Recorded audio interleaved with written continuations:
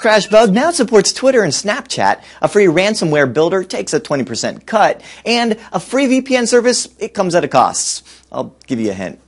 It's a botnet. All that and more coming up now on ThreatWire.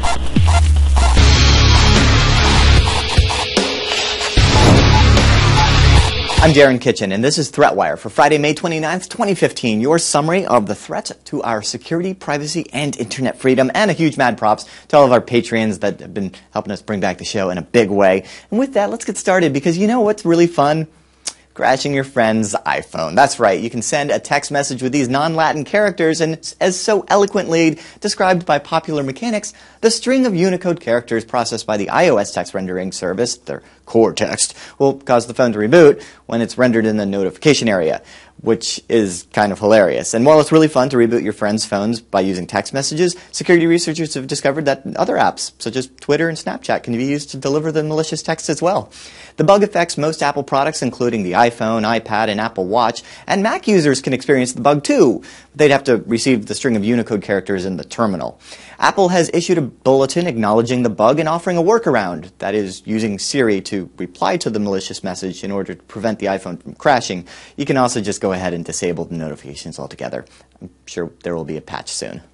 Ransomware has been on the rise, and mainly because it's effective and lucrative. And unlike your typical malicious virus, which will, delete your data, ransomware actually encrypts your data and holds it hostage until you pay for the decryption key, usually with Bitcoin. Go Bitcoin. So, if you're the malicious sort, you can make some money in this highly illegal and unethical way. But if you're particularly entrepreneurial, you may consider acting as a ransomware man in the middle. That is what a new ransomware service does. It goes by the name of Tox. And Tox users can sign up and create their own customized ransomware in just a few simple steps, providing the dollar amount for the ransom and their own threatening text. And the Tox service will go ahead and generate a 2 megabyte Windows screensaver file, which, if run, will set up a Tor client. And then, the victim will use the command line curl tool to communicate with the Tox backend. And if the victim pays the ransom, well, then Tox is going to cut you in. 80-20 split. Getting hit with the Windows-centric malware is similar to the other ways. Just please urge your friends, the non-techie type, to stop double-clicking on every random executable they come across on the web. Considering the simplicity of Tox itself, the ransomware, pretty much all it does is replace the dollar amount and the threatening message, so it's pretty likely that antivirus vendors are going to have signatures rather quickly. More and more media companies are using geofencing as a means to lock down content. It's a technique where companies only let viewers from IP addresses known to be within their country to view the content. You can think like the BBC iPlayer. And from a technical standpoint, it's pretty terrible practice because the internet was not developed with borders in mind, and it's actually pretty easy to circumvent these restrictions. In recent years, VPNs have become a preferred way to mask your internet traffic as having originated from another country, and, partly because of the increase in geofenced premium content, and also because the extremely low cost of VPN services now. And one such service, Hola, we'll go with Hola, offers its users a free VPN. But there may be some strings attached. Hola is ridiculously easy to install and set up on Chrome. It's just a simple extension, and in a few clicks you'll be up and running. And once installed, your computer becomes part of it becomes both a client to a VPN and a server for someone else's traffic. It's kind of like Tor, except without the anonymity layer, and then everyone is also an exit node.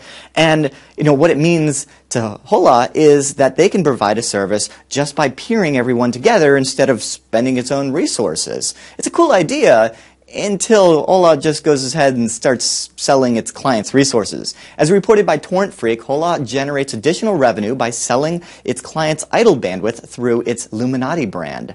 And the service allows anyone to make HTTP requests through its vast subscriber base.